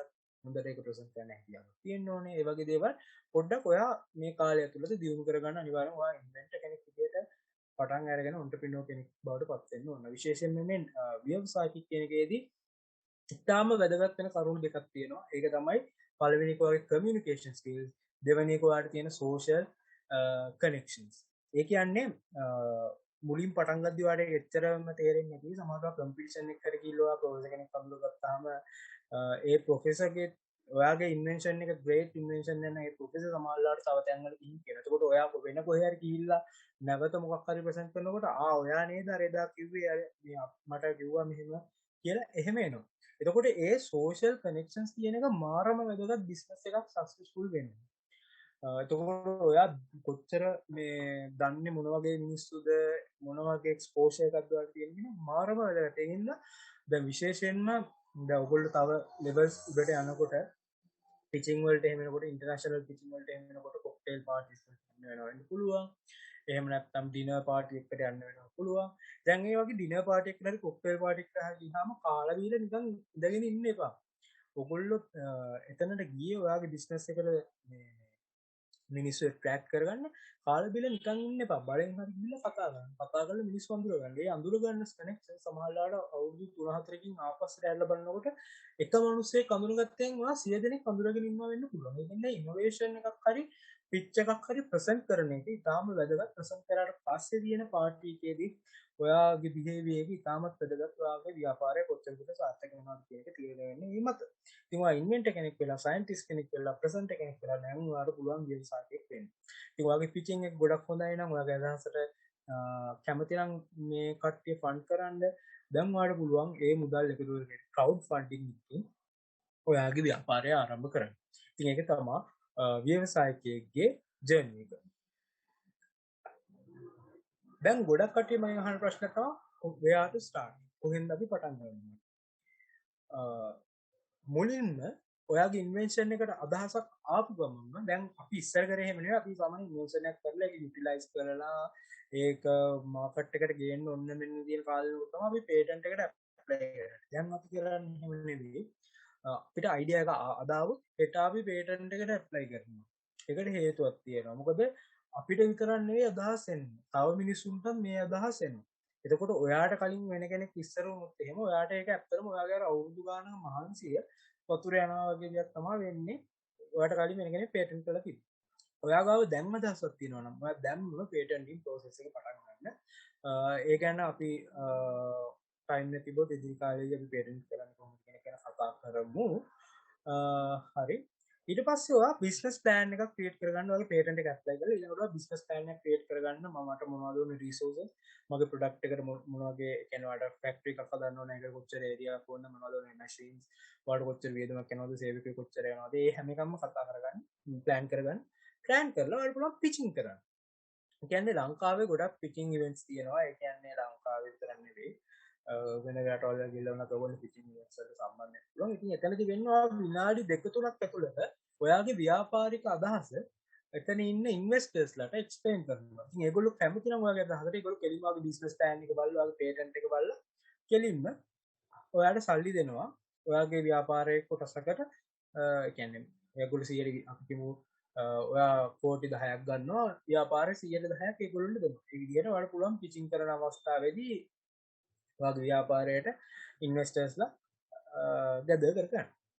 ඊට පස්සේ ඉන්වෙස්ටර්ස්ලා හොයාගත්තට පස්සේ ඔයාලට පුළුවන් පොඩියට ලෝකලි මැනුෆැක්චරින් ඉන්ඩස්ට්‍රි එකකට යන්න. එතකොට ඔයා මුලින්ම පටන් ගන්නේ අපි හිතමුකෝ අමාරු කිව්වාගේ මැටීරියල් එක කියලා. මම අර කිව්ව ගඩොල් වගේ හදනවා. ඒ ගඩොල් අරන් අපි මුලින්ම වර්ග ටික හදාගන්න දවසට වර්ග ටික හදාගන්න මැෂින්ස් මිලදී අරගෙන කරනවා. කවදාවත් බිස්නස් එකක් කරද්දී උඩින්ම පටන් ගන්න එපා. ඒ කියන්නේ ඔයා ලෝකේ තියෙන හොඳම මැෂින්ස් ගෙනල්ලා ලොකුම වෙයාවුස් එක ගහලා මේ ඉන්න සේවකයෝ ඔක්කොම අරගෙන කවදාවත් බිස්නස් එකක් පටන් ගන්න එපා. ඒ වගේ බිස්නස් එකක් ෆේල් වෙන්න තියෙන chance එක ගොඩක් වැඩි. ලොකු රිස්ක් එකක් ගන්න. ඒ කියන්නේ දැන් ඔයා හිතාගෙන හිටියාල ඔයාගේ ප්‍රොඩක්ට් එක පර්ෆෙක්ට් ඒක මාකට් එක රීච් කරාම මිනිස්සු එක වලන එකයි කියලා. එහෙම නොවෙන්න පුළුවන්. ඒකින්ද හැමතිස්සෙම ව්‍යාපාරයේ මැද අවස්ථාවකින් පටන් ගන්න. ඒක යටින්ම පටන් ගන්නත් එපා. ඒ කියන්නේ ඔයා ටෙක්නොලොජි එක බින්දුවෙන් පටන් ගන්නත් එපා කවදාවත්. ඒ කියන්නේ අපි ඔයාට රූෆින් ෂීට්ස් හදන්න ඕන නම් ඔයා රූෆින් ෂීට්ස් අතින් හදන්න යන්න එපා. ඒකට ඕන වෙන හයිඩ්‍රොලික් ප්‍රෙස් එක ගන්න. ඔයා මැද හරියෙන් පටන් ගන්න. මම හැමතිස්සෙම ව්‍යාපාරවලදී ගන්න තමයි යටින් හරි මේ උඩින් හරි පටන් ගන්න නැහැ. මැද්දෙන් තමයි මම ව්‍යාපාරයක් පටන් ගන්න. ඒ කියන්නේ ටෙක්නොලොජි එක යම්කිසි මට්ටමකට තියෙනවා පොඩිත් නෑ ලොකුත් නෑ වගේ එකකින් පටන් අරගෙන ඊට පස්සේ ඒකෙන් මම ගැදර් කරගන්න එක්ස්පීරියන්ස් එක. ඒ කියන්නේ දැන් උදාහරණයක් විදිහට මම printing business එක පටන් ගත්තේ ඒක දැන් 2018 මම ගිහිල්ලා පොඩි මැෂින් එකක් අරන් ඇවිල්ලා මම මුලින්ම පටන් ගත්තේ මග් printing වලින් තමයි. ඒක මග් printing පටන් අරගෙන එක මැෂින් එකක් චූටි එකක් අරන් ඇවිල්ලා ඒකේ මුලින් ගහලා ෆේල් වෙලා ඊට පස්සේ ඉන්ක් කොහමද ගේන්නේ කියලා ඉන්ක් වර්ග මම හිතන්නේ රටේ තියෙන ඔක්කොම ඉන්ක් වර්ග ටෙස්ට් කරලා ඒ කියන්නේ මේ ක්වොලිටි එක අපිට ඕන විදිහට ගන්න ටෙස්ට් කරලා ඒ විදිහට තමයි පටන් ගත්තේ. හැබැයි මම කෝස් එකක් කරලාවත් කලින් කොහෙවත් ගිහලා බලාගෙන ඉඳලා ඒ වගේ කරේ නෑ. මම මේ ප්‍රොඩක්ට් එක අරගෙන ඒක මම ටෙස්ට් මේ ට්‍රයිල් ඇන්ඩ් එරර් ඒ විදිහට තමයි ටෙස්ට් කරේ. කියන්නේ මම කරලම බලනවා. ඒක මම මැද තැනකින් තමයි පටන් ගන්න ඉන්නේ. මගේ ගාව දැන් ඔල්රෙඩි මැෂින්ස් තියෙනවා. මම කෝසස් වලට ගියේ නෑ. අපි හිතමු දැන් කෝස් එකකින් ඉගෙන ගන්න එක තමයි බිඳුව කියන්නේ. ඒ බිඳුවේ නොලෙජ් එක ගන්න කෝස් එකකින් හරි පොතකින් හරි කොහෙන් හරි කරේ. මම එහෙම කරේ නෑ. මම කෙලින්ම ගිහලා මැෂින්ස් ටික අරගෙන මැෂින්ස් ටික ගෙදර ගෙනල්ලා තමයි ඉගෙන ගන්න පටන් ගත්තේ. එතකොට මම මැද්දෙන් පටන් ගන්න තියෙන මට දැන් මාකට් එකේ ඇඩ්වාන්ටේජ් එකක් තියෙනවා. මගේ එක්ස්පීරියන්ස් එකෙන් තමයි මම ඉගෙනගෙන තියෙන්නේ. එතකොට මම ඒ විදිහට ලෝකල් ඉන්ඩස්ට්‍රි එකක් පටන් ගත්තා. ස්මෝල් ස්කේල් එකේ. ඊට පස්සේ දැන් මේවා මේ ඉනෝවේෂන් නෙවෙයි. මේවා මේ කන්වෙන්ෂනල් බිස්නස් මම උදාහරණයක් කියන්න ඕනේ ඉඳ කිව්වේ. ඊට පස්සේ ඊළඟ ස්ටේජ් එකට එනකොට අපි අපේ මේ අපිට කරන් print කරන්න පුළුවන් materials ගාන වැඩි කරලා අපි දෙන සර්විසස් ගොඩක් වැඩි කරලා අපි ඉන්ටර්නැෂනල් මාකට් එක දක්වාම රීච් කරා. එතකොට ව්‍යාපාරයක් ඒ වගේ ඔයගොල්ලෝ මැද්දෙන් පටන් ගන්න. පොඩියට පටන් ගන්න. මොකද පොඩියට පටන් අරගෙන ගන්න එක්ස්පීරියන්ස් එකෙන් ඔයා දන්න වර්ධින තැන් කොහෙද? ඔයා බලන්න ඕනේ මොන තැනද? ඔයා වැඩිපුර සේවකයෝ යොදවන්න ඕනේ කොතනද කියන එක ඔයාට එක්ස්පීරියන්ස් එකක් එනවා. ඊට පස්සේ ප්‍රොඩක්ට් ඉම්ප්‍රූව්මන්ට් අපි මේක මාකට් එකට දැම්මම පස්සේ දැන් අපි නම් අපේ හැම ව්‍යාපාරයකම අපි හැමතිස්සෙම කස්ටමර් ෆීඩ්බැක් එකක් ගන්නවා. කස්ටමර් මොනවද ඉල්ලන්නේ දැන් උදාහරණයක් විදිහට මම printing එකම ගන්න දැන් customers ලාට දවල්ට වඩා දැන් මිනිස්සුන්ට මේ ඉන්න මේ මට තව appointment එකක් තියෙනවා ටයි කාලේ මේ එතකොට කස්ටමර්ස් ලාට ඉල්ලන දේ අපි හැමතිස්සෙම දෙන්න ඕනේ. ඉතින් ඒකින්ද අපි කරේ රෑට මිනිස්සු වැඩිපුර එනින් රෑට මිනිස්සු ගෙවල් වලට යනවා වැඩ කර ගන්නවා. ඉතින් අපි දැන් රෑ 9 විතර යනකම් අපේ printing shops open කරලා තියෙනවා. ඉතින් ඒ වගේ product improvement එකක් කරන්න පුළුවන්. එතකොට අපිට මොනොපොලි එකකට යන්න පුළුවන්. කියන්නේ ඔයාලට ව්‍යාපාර ඒකාධිපති තත්ත්වයක් හදාගන්න පුළුවන් අනිත් තැන් වලට යනකොට ඔයාලට attract කරගන්න පුළුවන්. හරි. ඊට පස්සේ අපි යනවා අන්තිම slide එකට. inventions ඇයි fail වෙන්නේ? ගොඩාක් ලස්සන නිර්මාණ කරලා තියෙනවා සුපිරි කියලා හිත නිර්මාණ කරලා තියෙනවා. හැබැයි ඒව මාකට් එකට එනකොට පට්ටම failures වෙනවා. උදාහරණයක් විදිහට ඔයගොල්ලෝ දන්නා ඇති මම හිතන්නේ YouTube එකේ Netflix එකේ එහෙමත් වීඩියෝ සීරීස් එකක් ගියා මේ එක ලේබින්දුවකින් මේ ලෙඩ රෝග 100ක් විතර හොයාගන්න පුළුවන් ඉන්වෙන්ෂන් එකක් කරලා තියෙනවා. හැබැයි ඒ ප්‍රොඩක්ට් එක ෆේල්. මම හිතන්නේ දැන් ඉන්වෙන්ට් එකේ හිරේ. එතකොට ඒ වගේ අයි ප්‍රොඩක්ට් එකක් ෆේල් වෙන්නේ. එතකොට එයා මම හිතන්නේ ඩොලර් බිලියන ගාණක් පේස් කරා පිචින් වලින් ඊට පස්සේ මේ මිනිස්සු රැවටුණා කියලා තමයි අඩු දාලා තමයි දැන් මේ හිරේ ඉන්නේ ඇත්තට. ඇයි එහෙම වෙන්නේ? ඇයි ඉන්වෙන්ෂන්ස් ෆේල් වෙන්නේ? අපි ඒක කතා කරමු. පළවෙනි එක තමයි මාකට් ඩිමාන්ඩ් එකක් නැතිකම. දැන් ඔයා හදන නිර්මාණය විකුණ ගන්න කෙනෙක් නැත්නම් ඊට පස්සේ ඔයා ඇවිල්ලා ආණ්ඩුවට බැන්නවත් පත්තරයකට ගිහිල්ලා අනේ අපිට කවුරුත් උදව් කරන්නේ නැහැ කියලාවත් මේ එහෙම කිව්වා කියලා ඒ නිර්මාණයට වැලියු එකක් එන්නේ නැහැ. උදාහරණයක් විදිහට මම මේකට ඉන්සල්ට් කරනු නෙවෙයි. ඔයගොල්ලෝ දැකලා ඇති ලංකාවේ ඕන තරම් ඒ වගේ පත්තර වලට ඇවිල්ලා කියනවා අනේ බලන්නකෝ මම සුපිරි නිර්මාණයක් කරා මේක නම් මාරම නිර්මාණයක්. හැබැයි මේක කවුරුත් අතහිත දෙන්නේ නැහැ. ඉතින් අතහිත දීලා වැඩක් නැහැ කාටවත් ඒකෙන් ඉම්පැක්ට් එකක් එන්නේ නැත්නම් එයාට ආදායමක් වෙන්නේ මොකක්වත් වෙන්නේ නැත්නම් ඉතින් ඔයාගේ නිර්මාණය අනිවාර්යයෙන්ම මාකට් ඩිමාන්ඩ් එකක් තියෙනවා. මිනිස්සු ඒක විකුණුවොත් ගයිද කියන එක ගැන කල්පනා කරන්න. දෙවෙනි එක තමයි poor timing and execution. ඒ කියන්නේ ඔයා හරි වෙලාවෙ නෙවෙයි ප්‍රොඩක්ට් එක මාකට් එකට දාලා දෙනවා. ඔයාට හිතුන වෙලාවෙ දාන්න හරියන්නේ නැහැ ප්‍රොඩක්ට් එකක් මාකට් එකට. ඒ මාකට් එකේ ඩිමාන්ඩ් දැන් උදාහරණයකට ඔයගොල්ලෝ දන්නවා දැන් රතිඤ්ඤා විකුණන මුදලාලිලා අවුරුද්ද පුරා පාරයිනේ රතිඤ්ඤා තියාගෙන ඉන්නේ නැහැ. ඒගොල්ලෝ රතිඤ්ඤා විකුණන්නේ අවුරුදු කාලෙට. එහෙම නැත්නම් වෙන මොකක් හරි ෂේප් තියෙන කාලෙට. වෙසක් කූඩු විකුණන්නේ වෙසක් කාලෙට. දැන් මේ කාලේ වෙසක් කූඩු විකුණනකොට කවුරුත් ගන්නෑ නැහැ. එතකොට ඒ වගේ තමයි හැම ප්‍රොඩක්ට් එකකටම මාකට් එකට දාන්න ඕනේ ටයිමින් එකක් කියලා. ඒ ටයිමින් එක ඔයා හරියට අයිඩෙන්ටිෆයි කරගන්න. ඊළඟ තමයි insufficient funding and resources. ඔයා ලොකු බිස්නස් එකක් පටන් ගන්න හිතාගෙන ඉන්නවා. හැබැයි ඔයාගේ අතේ තියෙන රුපියල් 100යි. දැන් මේකෙන් ඔයා කොහොමද ඔක්කොම equipments අරගෙන මිනිස්සුන්ට පඩි ගෙවලා ඔක්කොම කරන්න එහෙම බෑනේ. එතකොට ඔයාට දැන් අර තියෙන ෆන්ඩින් මදි නම් ඔයාගේ ලොකු බිස්නස් එකට යන්න එක්ක ඔයා වෙන බිස්නස් එකක් පටන් ගන්න. ඔයා වෙන බිස්නස් දාලයක් පටන් අරගෙන ඔයාගේ ෆන්ඩින් හදාගන්න. එහෙම නැත්නම් ඔයා පිචින් කරලා ඔයා ක්‍රවුඩ් ෆන්ඩින් ඒ කියන්නේ මිනිම් කට්ටියකින් සල්ලි එකතු කරගෙන ඔයාගේ ව්‍යාපාරය පටන් ගන්නවා ඉන්වෙස්ට් එකකට දාගන්න. ඊට පස්සේ රිසර්ච් ඇන්ඩ් ඩෙවලොප්මන්ට් ෆේලියර්ස්. ඒ කියන්නේ සමහරවිට හිතනවා මේ හිතට ආපු අයිඩියා එකක් කෙලින්ම මාකට් එකට දාපුවම ඒක සක්සස් වෙයි කියලා. ඒක එහෙම වෙන්නේ නැහැ. අනිවාර්යයෙන්ම ඔයගොල්ලෝ මාකට් යුටිලයිසේෂන් එක. ඒ කියන්නේ ප්‍රොඩක්ට් එක යුටිලයිස් කරන්න ඕනේ මාකට් එකට ගැලපෙන විදිහට. ඒක කොතනින්ද ෆේල් වෙන්නේ කියන එක. ඒ කියන්නේ දැන් උදාහරණයකට අපි තුමු මැටීරියල් එකක් හදුවොත් එහෙම දැන් අපි හදුවා ප්ලයිවුඩ් ඕල්ටර්නේටිව් එක. දැන් ඔය ප්ලයිවුඩ් ඕල්ටර්නේටිව් එක අපි බලන්න ඕනේ මේක ගිනි ගත්තොත් ගෙදර ගිනි ගත්තොත් මේකට මොනවා වෙයිද? වැස්සොත් මොනවා වෙයිද? මේකට බැක්ටීරියා ඉන්ෆෙක්ට් වෙලා ගඳ ගන්න ගයිද? ඒ වගේම බලන්න. කොට අපි මේ රිසර්ච් ඇන්ඩ් ඩෙවලොප්මන්ට් එකට ගොඩක් ફોකස් කරන්න ඕනේ. ඊට පස්සේ මාකටිං ඇන්ඩ් ප්‍රොමෝෂන් ෆේලියර්ස් උත් වැදගත් වෙනවා. ඒ කියන්නේ අපි හරි තැනද මාකට් කරන්නේ. ඒකට ඔයගොල්ලෝ Facebook එකේ මොනවද දැන් ඔයාලා Facebook ads run කරනවා නම් ඒ ads වලින් හරියට reach වෙනවද අදාළ පුද්ගලයා. එන්න ඒ වගේ දේවල් ඔයගොල්ලෝ බලන්න ඕනේ. ඊට පස්සේ තියෙනවා patent rights ඔයගොල්ලෝ වරදියට ලියලා වෙන කෙනෙක්ගේ patent එකක් එක්ක ඒක approved එකක කියලා. එතකොට වෙන කෙනෙක්ගේ අදහසක් තමයි ඔයා කරලා දෙන්නේ. ඒ වගේ දෙයක් වුණොත් එහෙම එතකොටත් inventions fail වෙනවා. ඊට පස්සේ incomplete design බාගෙට හදපුව මාකට් එකට දාන්න එපා. එතනදී මිනිස්සුන්ට ඔයාගේ ගැන තියෙන විශ්වාසය දිග වැටෙනවා. එතකොට Facebook එකේ මිනිස්සු දාන්නේ මේක නම් හරියන එකක් නෙවෙයි මේක මම මෙහෙම ගත්ත අපරාධ සල්ලි එහෙම දැම්මොත් එහම අය ඔයගොල්ලෝ දන්නේ නැහැ. ඉතින් ඒ ටික තමයි තියෙන්නේ. ඊට පස්සේ ඔයාලට සපෝට් ගන්න පුළුවන් කොහෙන්ද කියලා ඕගොල්ලොන්ට අයිඩියා ගන්න නැත්නම් පළවෙනි එක තමයි UBL එක යුනිවර්සිටි බිස්නස් ලින්කේජ් එක මම හිතන්නේ හැම ලංකාවේ හැම විශ්වවිද්‍යාලයකම තියෙනවා. ඕගොල්ලෝ ගිහලා ඒ ඩිරෙක්ටර්ස් එක්ක කතා කරන්න මැඩම් එක්ක කතා කරන්න. කුළු අනිවාර්යයෙන්ම උදව් කරා. ඊට පස්සේ ඒන්ජල් ෆන්ඩ්ස් කියලා තියෙනවා. ඒ කියන්නේ ඉන්වෙස්ටර්ස්ලා ලොකු ප්‍රමාණයක් එකතු කරගෙන මේ වගේ ඉන්වෙන්ෂන්ස් වලට සපෝට් කරන ෆන්ඩ්ස් ලංකාවේ තියෙනවා. මම ඒ ගැන විස්තර ඔයගොල්ලන්ට පස්සේ ඒගොල්ලොන්ගෙන් ඉල්ලලා ෂෙයා කරන්න මට ඒගොල්ලොන්ට කතා කරන්න වෙලාවක් තිබෙන්නේ නැහැ. ඒන්ජල් ෆන්ඩ්ස් ලංකාවේ කීපයක් තියෙනවා. ඊට පස්සේ ශ්‍රී ලංකා ඉන්වෙන්ටර්ස් කමිෂන් එක තියෙනවා. ඔයගොල්ලන්ට ඉන්වෙන්ෂන් සම්බන්ධයෙන් සපෝට් කරන. ඒ වගේම කොහොට්ස් තියෙනවා. ඒ කියන්නේ මේ වගේ ඉන්වෙන්ෂන්ස් පිච් කරන්න අවස්ථා ලබා දෙන ආයතන වගේ දේවල් තියෙනවා. ඉතින් ඒවටත් ඔයගොල්ලෝ ඉදිරිපත් වෙනවා. ඒ කියන්නේ මම ඉදිරියේදී ඔයගොල්ලෝ මම හිතන්නේ WhatsApp group එක හරහා අපි දිගටම සම්බන්ධ වෙමු. ඉතින් ඒ ටික තමයි මට කියන්න තිබ්බේ. අපි ටයිම් එක පොඩ්ඩක් බාධාවක් වෙනවා. දැන් අපිට තියෙන්නේ Q&A session එකට යන්න. ඉතින් ඔයගොල්ලෝ මගේ ප්‍රශ්න තියෙනවා නම් ඔයගොල්ලන්ට පුළුවන් මොකද්ද මෙතන මයික් එක ඔන් කරලා අහන්න පුළුවන්. එහෙම නැත්නම් මෙතන ඔයගොල්ලන්ට මෙසේජ් කරන්න පුළුවන්. ඔයගොල්ලන්ට මේ මාව සම්බන්ධ කරගන්න ඕන නම් ඔයගොල්ලන්ට පුළුවන් මාව සම්බන්ධ කරගන්න ඕන නම් ෆ්‍රේම් ලහිරුකාන්ති කියලා සර්ච් කරන්න. මම මෙතන ඔයගොල්ලන්ට දාන්නම් මගේ සෝෂල් මීඩියා ප්‍රොෆයිල්ස් ටික.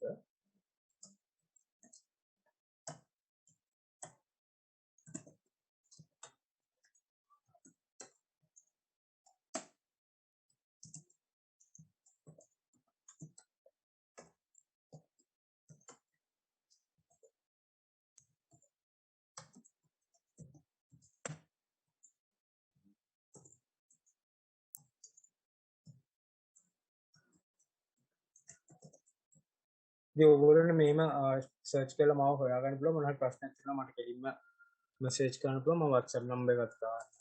ගෲප් එකක් තියෙනවා ඔයගොල්ලෝ.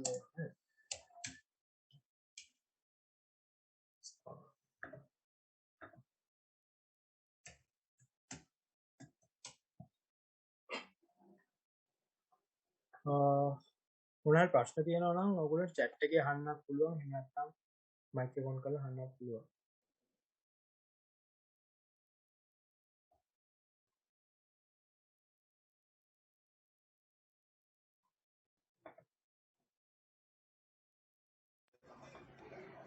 සර් අපිට ප්‍රශ්නයක් එවලා තියෙනවා.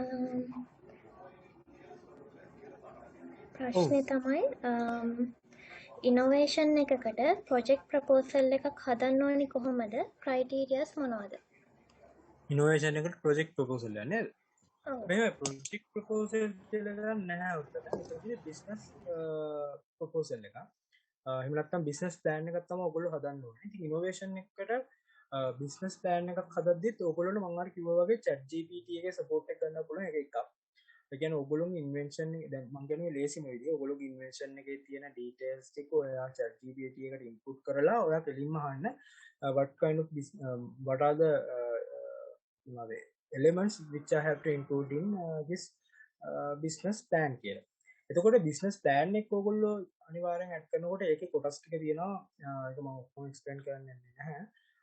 ෆයිනෑන්ෂල් ප්ලෑන් එකක් තියෙන්න ඕනේ, ඔපරේෂන් ප්ලෑන් එකක් තියෙන්න ඕනේ, මාකටිං ප්ලෑන් එකක් තියෙන්න ඕනේ. මේ වගේ හැම එකකටම ඔයගොල්ලෝ ප්ලෑන් කරලා තියෙන්න ඕනේ ඔයාගේ ඉන්වෙන්ෂන් එක කොහොමද මාකට් එකට ගෙනියන්නේ. එතකොට ඔයගොල්ලෝගේ මාකට් අප්‍රෝච් එක මොකක්ද? මාකට් එකට අප්‍රෝච් කරනවා කෙලින්ම ප්‍රොඩක්ට් එකක් විදිහට එහෙම නැත්නම් සබ්ස්ක්‍රිප්ෂන් එකක් විදිහටද. දැන් ඒ කියන්නේ ඔයා විකුණන්න අපි හිතමුකෝ ඔයා විකුණන ඩස්ට්බින් එකක් කියලා. මොකක් හරි අලුත් ඩස්ට්බින් එකක් ඔයා විකුණනවා. එතකොට ඔයා මේ ඩස්ට්බින් එක කෙලින්ම ගිහිල්ලා විකුණලා මේ කාටද මේ මුනිසිපල් කවුන්සිල් එකට විකුණලා එතනින් ඔයා අත පිහිට ගන්නවද නැත්නම් ඒගොල්ලෝ අවුරුද්දකට සැරයක් සල්ලි එකතු කරනවද? අන්න ඒ වගේ දේවල් ඔයාගේ ඔපරේෂන් ප්ලෑන් එකේ තියෙන්න ඕනේ. ඔයා කොහොමද මාකට් එක අප්‍රෝච් කරන්නේ.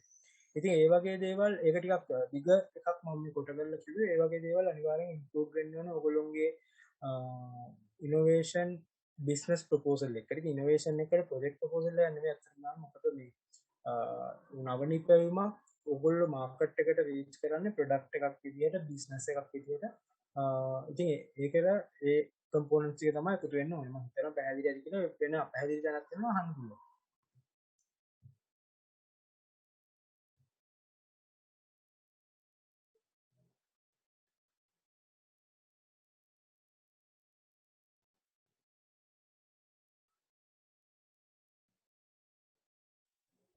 යසාර එක හරිද? ඔව් පැහැදිලිව අපිට පිළිතුරු ලැබුණ බොහොම ස්තුතියි. තවත් ප්‍රශ්නයක් අපිට ඇවිත් තියෙනවා.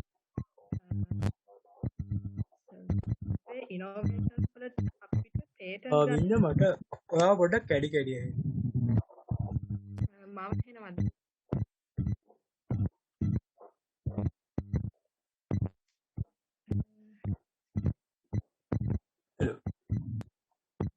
මම ඇහෙනවද?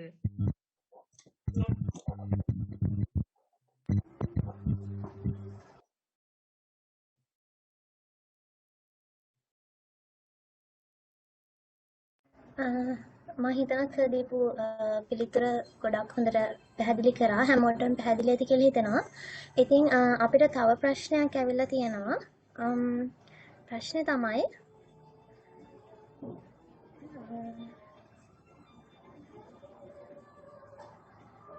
අපිට ඉනෝවේටිව් අයිඩියා එකක් තියෙනවා නම් ඒත් එක පටන් ගන්න ෆන්ඩ් එකක් නැතිනම් අපි මොකද කරන්නේ?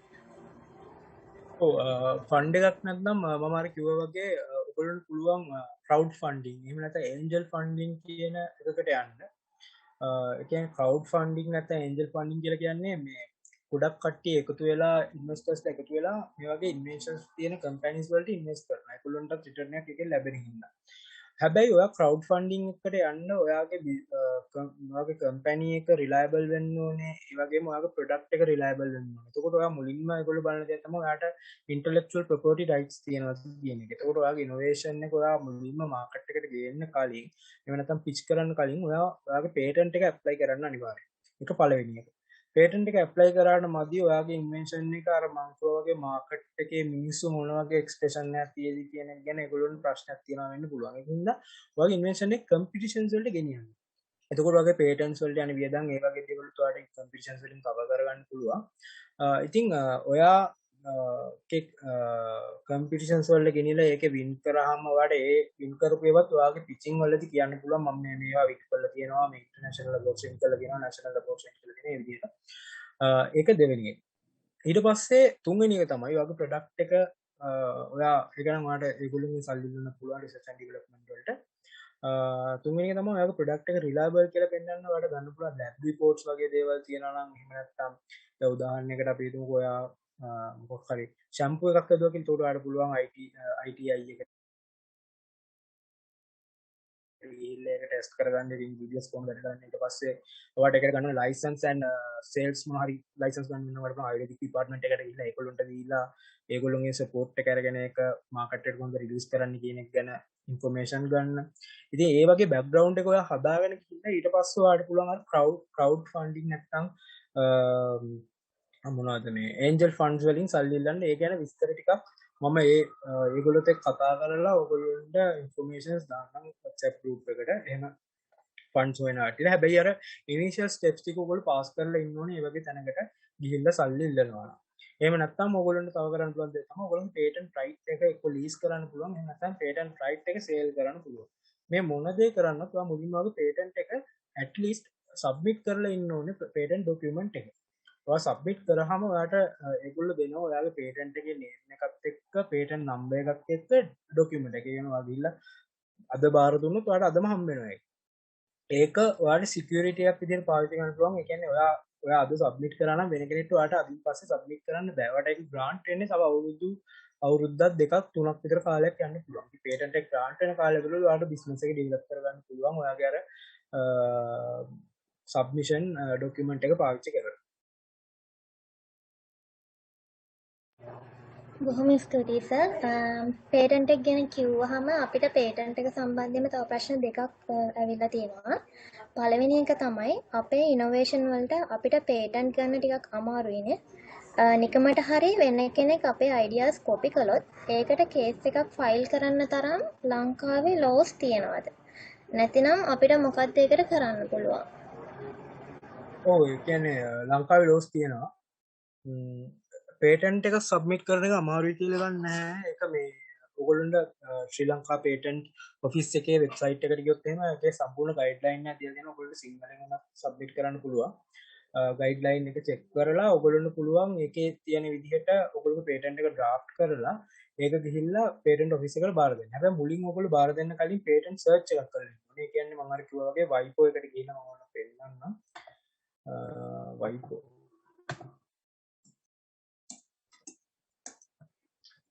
මේ WIPO patent scope එකට ගිහිල්ලා ඔයගොල්ලන්ට පුළුවන් patent search කරන්න.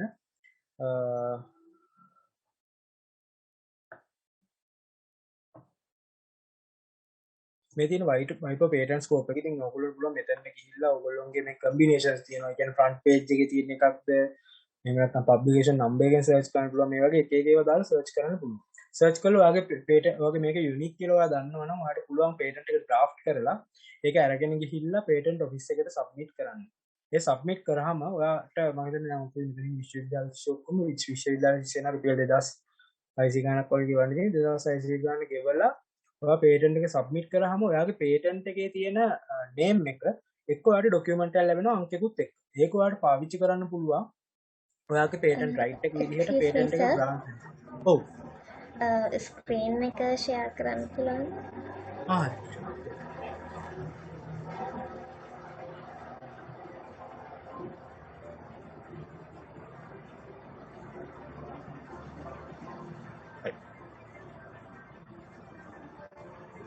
හරිද? මේ තියෙන්නේ මේ patent scope එක ඔයගොල්ලෝ Google එකෙන් ගිහින් search කරලා ගන්න. නැත්නම් Google patent එකෙමුත් ඔයගොල්ලන්ට search කරන්න පුළුවන්. මේ තියෙන Google patents ඔයගොල්ලෝ නිකන් Google එකේ search කරලා ඊට පස්සේ ඔයගොල්ලන්ට ඕන දෙයක් මේකේ search කරන්න පුළුවන්. ඔයගොල්ලෝගේ product එක already existing නැද්ද කියලා බලා ගන්න. ඉතින් බලලා එහෙම නැත්නම් ඔයගොල්ලන්ට පුළුවන් patent එක draft කරලා ගිහිල්ලා patent office එකට බාර දෙන්න. ඉතින් ඔයා ගිහිල්ලා document එක බාර දුන්නාට පස්සේ වෙන කෙනෙක් ඇවිල්ලා document එක බාර දුන්නාට ඒගොල්ලෝ බාරගන්නේ නැහැ. ඒකින්ද මුලින් ඇවිල්ලා ඔයා බාර දුන්නා නම් patent එක grant වුණත් නැතත් ඔයාට ඒකේ අයිතිය තියෙනවා. ඉතින් ඒකට බය වෙන්න දෙයක් නැහැ. මම හිතනවා උත්තරය ලැබෙන්නේ නැති කියලා. ඔව් සර් බොහොම ස්තුතියි. දෙවැනි ප්‍රශ්නේ තමයි patent එකක් ගන්න ගොඩක් වියදම් වෙනවද? නෑ patent එකක් ගන්න ශ්‍රී ලංකන් patent එකක් ගන්න යනවා ඔයගොල්ලෝ රුපියල් 2600ක් විතර විශ්වවිද්‍යාල ෆීස් ගන්න. නැත්නම් ඔයගොල්ලෝ නිකන් සාමාන්‍ය පුද්ගලයෙක් විදිහට යනවා රුපියල් 10000ක් විතර වගේ යන්නේ. patent එක grant වුණාට පස්සේ ඔයගොල්ලන්ට වාර්ෂිකව ගෙවන්න තියෙනවා ගාණක්. එකත් මම ඔයගොල්ලෝ පෙන්නන්න ඕන නම් patent fees in ශ්‍රී ලංකා කියලා ඔයගොල්ලෝ search කරලා ඔයගොල්ලන්ට මේ සම්පූර්ණ ඒකේ මේ price scale එක ගන්න පුළුවන්. මේ තියෙන්නේ මේකට මේ ගණන් මේ පරණ ගණන් මම හිතන්නේ වෙනස් වෙලා තින්නේ. නෑ අප්ඩේට් version එකම තියෙන්නේ. මේ nipo.gov.lk කියන වෙබ්සයිට් එකට ගිහලා ඔයගොල්ලෝ patent එක කරලා කොච්චර ගෙලමක් වැය වෙනවද කියලා බලා ගන්න පුළුවන්. කියන්නේ විශ්වවිද්‍යාල ශිෂ්‍යයෙක්ට නම් මම මතක හිටියට 2600ක් වගේ තමයි ටෝටල්. මේ නෑ sorry මේ patent නෙමෙයි. කොහොම රුපියල් 2600ක් වගේ තමයි වැය වෙන්නේ. මම මේක ඔයගොල්ලන්ට ෂෙයා කරන්නම්. මේ ඒ කියන්නේ පිට කෙනෙක් සාමාන්‍ය පුද්ගලයෙක් ගිහිල්ලා ඉල්ලුවත් රුපියල් මේ 10000ක් විතර වගේ තමයි යන්නේ patent එක. ඊට පස්සේ වාර්ෂිකව දායකත්ව මුදලක් තියෙනවා. දැන් මේ ස්ටුඩන්ට්ස්ලා යන්නේ 1322ක් වගේ. patent එක draft මේ බාර දෙන්න. ඊට පස්සේ ඉන්ඩිවිජුවල්ස්ලාට මේ patent application fee එක. ඉන්ඩිවිජුවල්ස්ලාට 3300යි. ඊට පස්සේ වෙන කම්පැනිස් වලින් වගේ කරනවා නම් රුපියල් 7900යි. ඉතින් ඒ වගේ මුදලක් තමයි patent එකකට යන්නේ. එහෙම ලොකු මුදලක් patent එකකට වැය වෙන්නේ නැහැ. හැබැයි patent ලොකු වටිනාකම තියෙන patent submit කරද්දී සමහරවිට patent law firm එකක් hire කරනවා. ඒ කියන්නේ international patent එකකට සාමාන්‍ය ලක්ෂයකමාරක් විතර මුදලක් වැය වෙනවා law firm එකට නැතුව fees විතරක්. එතකොට ඒකෙදි law firm එකට ලොකු ගාණක් ගෙවන්න වෙනවා. මේ ඒ කියන්නේ ඒගොල්ලෝ අර මේ patent එකේ අර වෙන කට්ටියට රින්ගන්න බැරි වෙන විදිහට ඒක හදනවා. ඉතින් ඕගොල්ලොන්ට දැනට ඒක කරගන්න අමාරුයි. ඕගොල්ලෝ පුළුවන් විදිහට patent එක draft කරගන්න. නැත්නම් professional patent drafting කෙනෙක් drafter කෙනෙක් hire කරන ටිකක් costly වැඩ.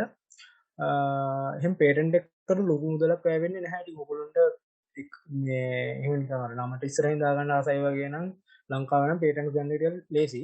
මේ නමට නිකන් දාගන්න ඕන patents ගොඩක් තියෙනවා කියලා එකම mention එක පොඩ වෙනස් කරලා patents 5ක් apply කරොත් ඒක 5 grant වෙනවා ගොඩක් වෙලාවට.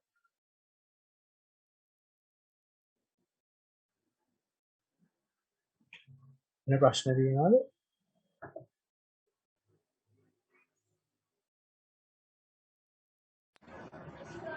නෑ සර් තව ප්‍රශ්න නැහැ. වින්දා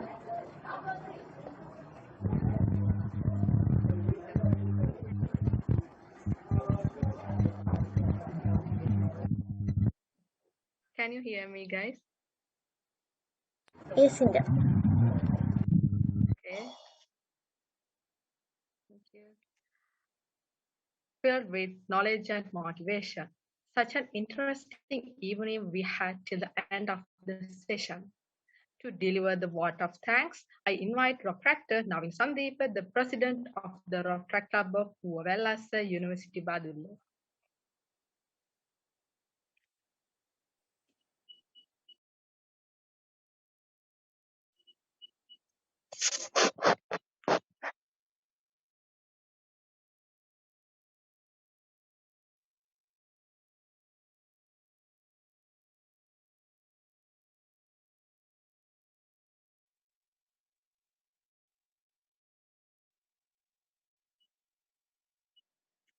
Okay, thank you, Vidya. I hope I am audible. Yes, I am. And thank you for the confirmation.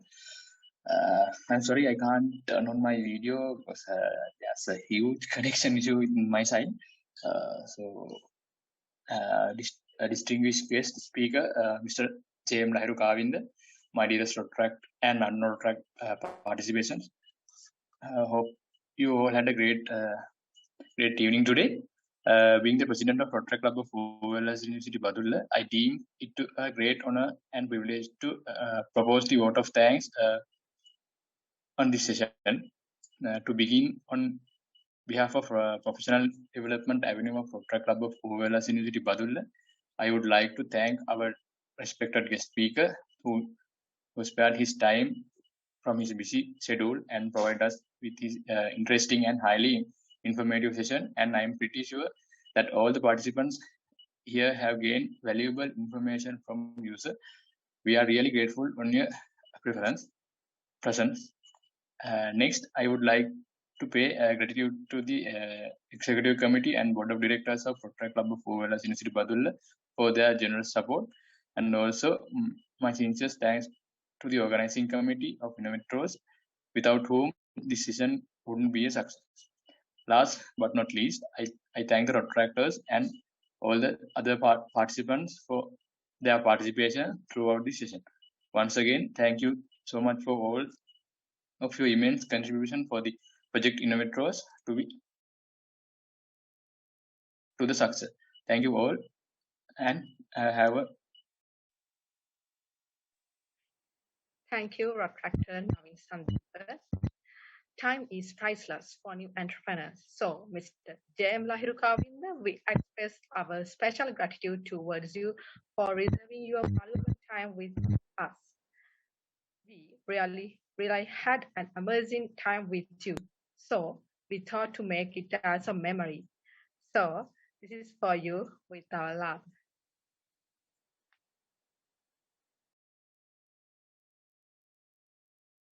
Thank you very much, everyone, and hope to see you again in a similar session. And I will share all the details on the WhatsApp group. Unfortunately, I have to leave now. I guess I have another appointment at 8:50. So have a great evening and good luck with your inventions as well.